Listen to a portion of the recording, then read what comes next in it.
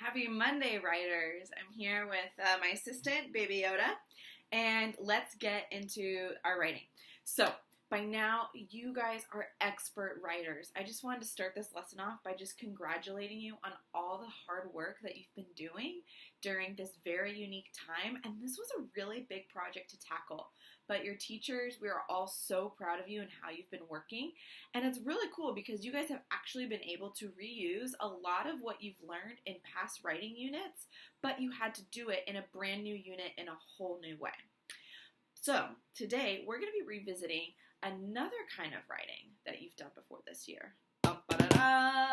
Essay writing. But the essays that you'll be writing will require an extra, extra twist. I'm not going to restart. I'm not going to do it. I'm already a minute in. So these essays that you're going to be writing, they don't just include your opinion and claims, or they're not just your opinion and claims. Like if you think back to your personal essays that you wrote, they had your opinion and your claims. And these essays that you're going to be crafting today, you're going to bring information that you've been researching, and you're going to craft opinions and claims around that research. So let's get to it. Okay, take a deep breath, because when I pull this learning target up, you're probably going to freak out. But don't freak out, because there's a lot of examples on it because I wanted to be really, really clear about the differences. So, you ready? Take a deep breath. When writing essays about historical topics, that's you, the writer, they think about all they know about essay writing and build off of that. So the first thing they do is they include the same structure of an essay. So it's going to be the exact same structure. And I've just noted it below here, and we'll talk more through that through the lesson as a reminder. And then the second thing you do is you use only facts to develop and support an idea or thesis. So there's a lot more writing because I wanted to be really clear. So this is like my personal essay topic that I used when we were teaching essays before school closed. So my father is the best teacher ever because he taught me to put my family first.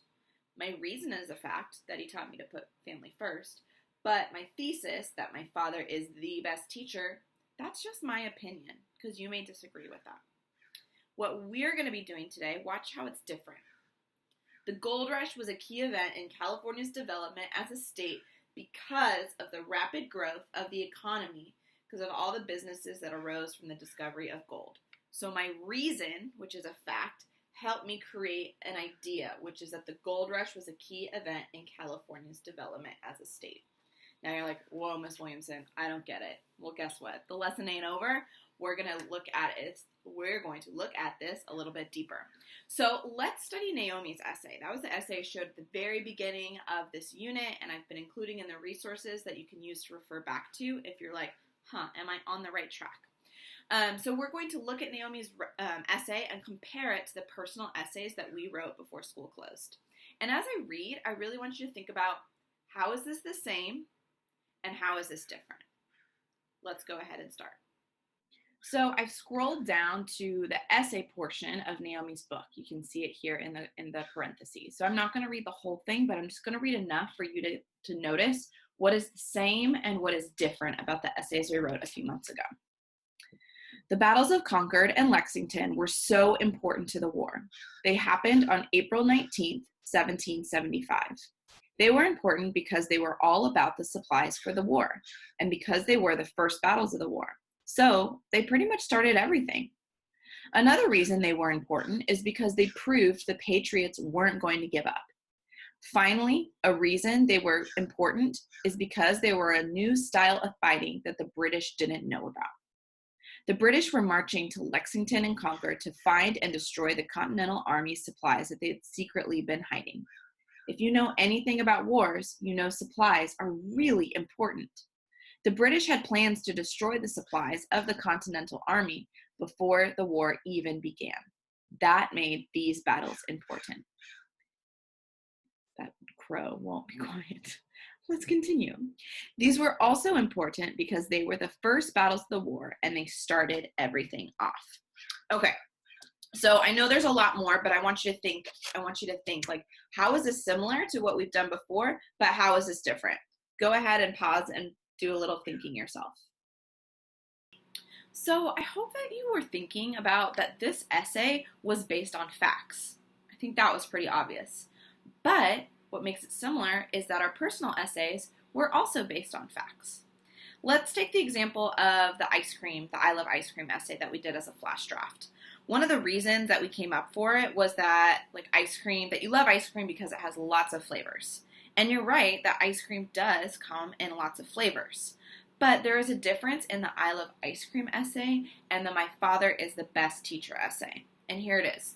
The goal was to support a statement of personal preference and feelings. But those essays were not arguing that the opinion expressed. Let me try that again. I'm reading it from this because I really want to make it clear. Those essays were not arguing that the opinion expressed in the essay is the correct opinion. And that's the difference, okay? So the essay about the Battle of Lexington and Concord is contending that it is correct to claim that these battles were important. Because we don't know for a fact, these battles were important. But the writer was using facts to try to make that claim. So this claim is based on facts, not our opinions or preferences. So I know this lesson is going to be a little bit more hefty. This is the last hefty lesson in this unit, so stay with me. You got this. So hopefully you also noticed that this essay is structured like all the other essays we've written. And I've kind of highlighted and labeled the different components. So we have our thesis up here. It's stated first, and then she lists her 3 reasons right after. And then she goes into her reason 1, and here's where she underlines it, okay? So her reason 1 is, if you know anything about wars, you know supplies are really important, which she talks about up here, the supplies for the war. And her evidence for reason 1 is the British had plans to destroy the supplies of the Continental Army before the war even began. That made these battles important, okay? For reason 2, they were also important because they were the first battles of the war and they started everything off. So restating the thesis statement, but going into her second reason. And then her evidence is this whole paragraph after here, which is more facts that she has researched from the internet. And then we can see this again. Reason 3 is underlined, and then the evidence follows. And then she even has a reason 4, okay?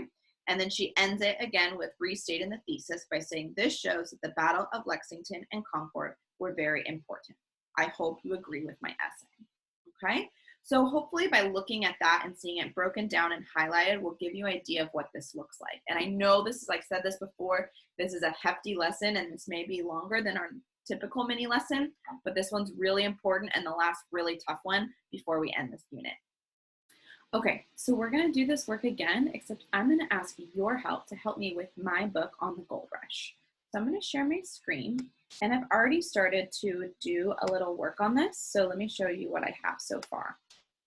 Okay, so here's the structure I've come up with. So you'll recognize it as the boxes and bullets, okay, that we've used in our essay. So this is my thesis that I've come up with, and here's some reasons that I have pulled from research that I've done about the gold rush. So my thesis or claim is that the gold rush was a key event in California's development.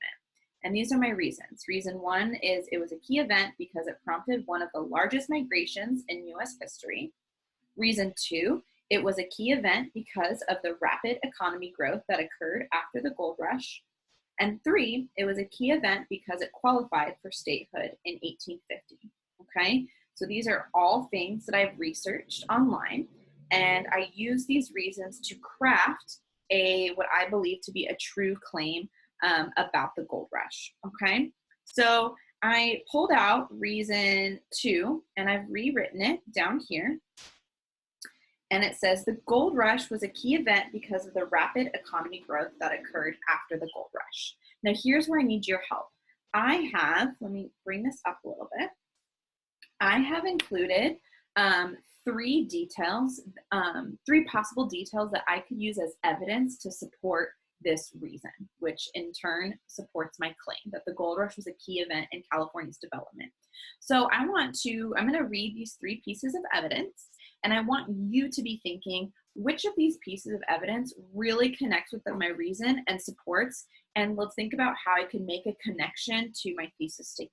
Okay, so my first piece of evidence is, remember, trying to find what connects or supports the rapid economy growth that I believe occurred after the gold rush. Is it John Sutter did not become prosperous through the gold rush. His land was ruined and he became bankrupt. Okay, so that's evidence piece number one. Let me put a little number like that to help me. Hydraulic mining became a new method but destroyed much of the region's landscape. Okay, that's piece two. And then the last piece, sorry, it's written a little bit sideways. It says, once gold mining lessened in the 1850s, miners turned to farming to make money because of California's warm weather, healthy soil, and longer growing season. So that's piece three. So be thinking, which piece of evidence really supports my reason because of the rapid economy growth that occurred, okay? If I look at John Sutter, his land being ruined and becoming bankrupt, that doesn't really connect with the rapid economy growth. So that is not a piece of evidence that would work for this reason. Hydraulic mining became a new method, but destroyed much of the region's landscape. Now that one may be able to connect a little bit, definitely more than the first one, and it is definitely an effect of the gold rush, but it doesn't really support my idea of the rapid economy growth and that it was a key event in California's development, because it actually talks about, kind of one of the bad things that occurred because of the gold rush. So probably not that one. So let's take a look at this one and make sure that it's good. Once gold mining lessened in the 1850s, miners turned to farming to make money because of California's warm weather, healthy soil, and long growing season. So if I'm thinking about that in the relation to the rapid economy growth, I also know from some other research about like how many people came out to California during the gold rush. And once all these people were here, they didn't want to go back home. And so then once they realized that a lot of the gold was gone, they had to look for other ways to make money. And so they realized, hey, California has some great sunny weather. It's got really healthy soil, and we could grow things for a really long time. And so I could then draw a conclusion about how that benefited California's development, because we are now one of the biggest developers or manufacturers. California provides most of the United States produce just from our central valleys. And it all started because of the gold rush and miners looking for new ways to make money. So that is a conclusion I can draw from this detail. So let me show you what that looks like by adding it to my draft. Okay, so now that you've helped me identify which piece of evidence supports my reason, I have gone ahead and done the work and added it to my draft, and I want to show you what that looks like. So here we go.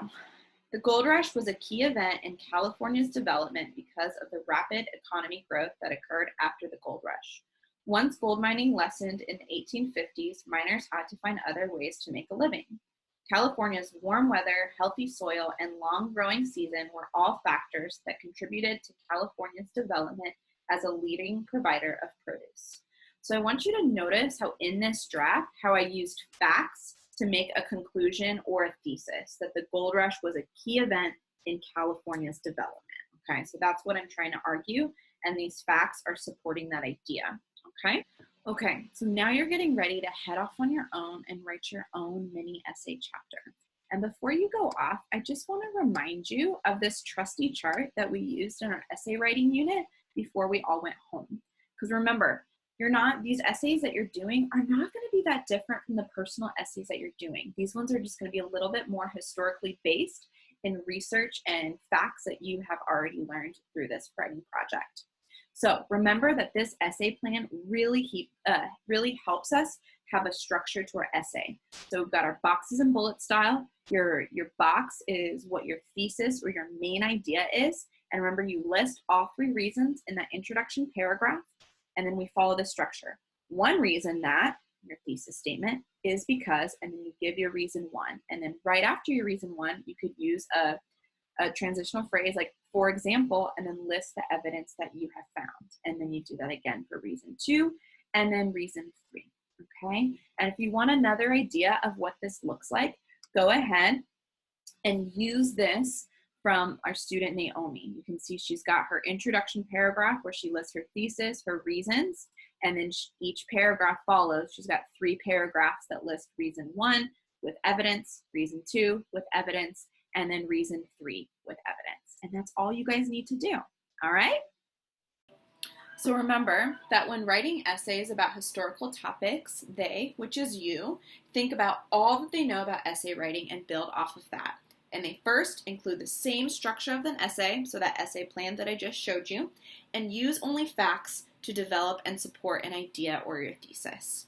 Okay, and before I leave you off, I just wanted to quickly show you, because I feel like some of you guys are getting stuck on like, well, what is like the minimum requirement? So look at that student example of Naomi's and how she broke up her book. She had 4 chapters. She has an all about the American Revolution.